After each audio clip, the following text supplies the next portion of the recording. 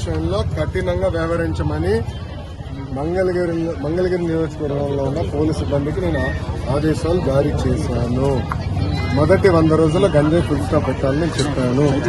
ప్రత్యేకంగా నేను డీజీ గారిని కలిసి హోంమంత్రి గారిని కూడా కలిసి నిన్న రాత్రి కూడా హోంమంత్రి అనిత గారితో కూడా మాట్లాడటం జరిగింది.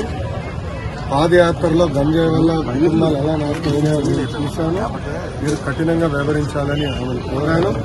మేడం గారు కూడా సమీక్ష పెడతాన్నారు, సభ్యుతో రివ్యూ చేస్తున్నారు. ప్రజలందరూ చూస్తారు కదా, మొదటి 100 రోజులు గంజాయికి ఫుల్ పెట్టే బాధ్యత తెలుగుదేశం, జనసేన పార్టీ. దశాబ్దాలుగా ప్రజలు నివసిస్తున్న భూముల్ని రెగ్యులరైజ్ చేసి శాశ్వత భూహక్కు కల్పించాలి. మొదటిగా నేను హామీ ఇచ్చే దానికి కట్టుబడినా. డ్రైనేజ్, రోడ్లు ఏర్పాటు చేయాలని గతంలో నేను హామీ ఇచ్చాను, ఏర్పాటు చేస్తాను. అంతేకాకుండా స్వర్ణకారులకు గోల్డ్ క్లస్టర్ ఏర్పాటు చేస్తాను, హామీ కట్టుబడినా. దాదాపు ఒక 10 కీలకమైన హామీ ఇచ్చినప్పుడు తప్పనిసరిగా పద్ధతి ప్రకారం చేసుకుంటూ వెళ్తాను. ఇంకా శాసనసభ్యుడిగా ఇంకా నేను ప్రమాణ స్వీకారం చేయలేదు. ఇది ఈ వారం జరుగుతుంది. ఇంకా నేను రివ్యూ చేయలేదు. ఎంపీఎంసీ కానివ్వండి, ఇక్కడ ఎనర్జీ డిపార్ట్మెంట్ కానీ, వ్యవసాయ శాఖ కానీ సిబ్బందికి ఇంకా నేను రివ్యూ చేయలేదు.